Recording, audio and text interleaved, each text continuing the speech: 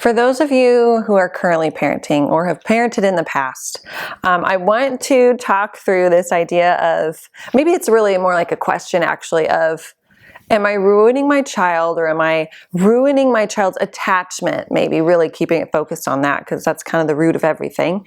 Am I ruining that if I don't XYZ, if I don't enjoy, if I'm not great at XYZ? So I want you to think through, okay, what is that for you? What is the thing that you enjoy the least? I really don't like messes, right?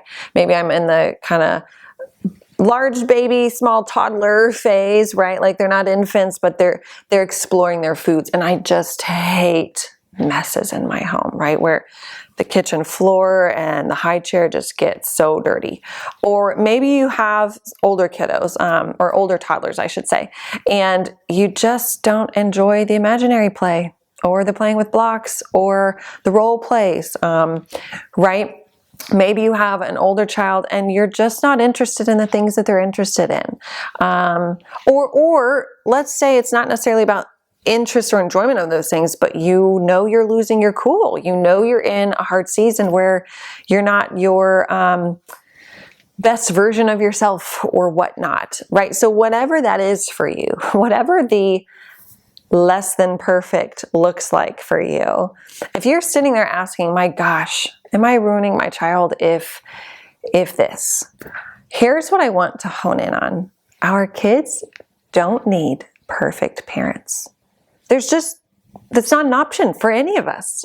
None of us were raised by perfect parents, and none of us will be perfect parents raising our kids, right? And yet a lot of us, I think, feel the weight of whatever our version of perfection or perfecting our version of parenthood might be, or parenting might be. And I want to just first remove that language, okay? Perfect and perfection actually don't work for us, and they don't work for our kids. Our kids don't need perfection to grow up to be thriving, high integrity, honest, well-connected, productive people in the world and in your family. But here's what we can draw our attention to. A couple things that come to mind, right? Let's say you are parenting littles right now, and play is the language of your child, right? Because play is the language of a child. It's the way that they connect, the way they express their fears, the way they learn, all the things. So let's say you're in the play season of parenthood. What does it look like for you to find 10 focused minutes where that child gets 10 minutes of you to play? And maybe 10 minutes is it, and you don't really play a whole lot outside of that. That focused time of them knowing I have mom or dad's full attention is still powerful, even if you're not playing for hours and hours and hours. Now, I would encourage you, yes, be playful when you can, right? When you are in their presence, when you are home, and when they are in a state of play.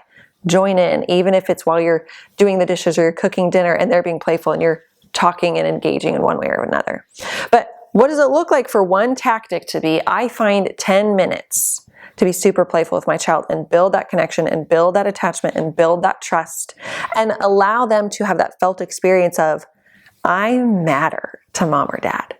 I am so important to them, right? That's what they feel and experience when we're playing, and give them full 10 minutes, even if that's all we got, okay? So don't underestimate the power of 10 minutes. Some other things we can keep in mind is, of course, paying attention to our own attachment. Where is our ability to connect emotionally, to respond to their emotions, right? Kind of the emotional development piece. That's a really big factor for parenting and strong, healthy connections. Do we neglect the emotions? Do we ignore the emotions? Do we shut them down, dismiss them, sugarcoat them, right? What is our response to the emotions? Because that's a big factor, especially when we're parenting littles who have really big feelings and very few words to express those feelings, right? They're figuring a lot out. So those are a couple things we can consider. But let me bring a big one. Let's consider this our third component here as far as what we can pay attention to if we're worried about, okay, I can't be perfect, but what can I do? Because I want to pour into my child's attachment. One thing we can also pay attention to is the reality that we will have ruptures in relationship. We will. We will lose our cool. our kiddo will have a meltdown, we will be completely disconnected, we'll have a really bad moment. It's going to happen, right? The rupture is inevitable. But what research and data and psychology and all of this points to is the power is, one, are you repairing after that rupture? And two, how long until you repair the rupture? So is the repairing happening at all? And is it, generally functioning, generally present, generally happening, I should say? And then two, how long does it take for the parent and the child to find that repair, to lean into that repair?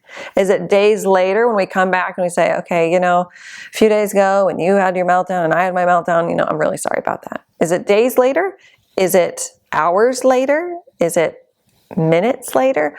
Right? That is what we can keep our attention on, is assessing, if I'm the adult, what are my repair skills like? Do I know what that means in the first place?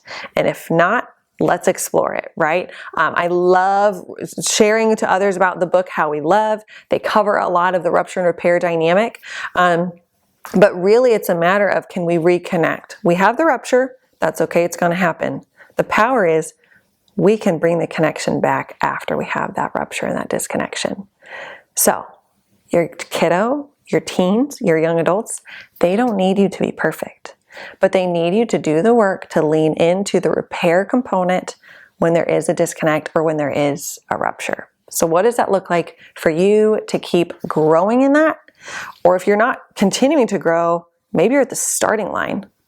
Where are you going to start? And where are you going to put the effort in now for that long-term gain within your relationships?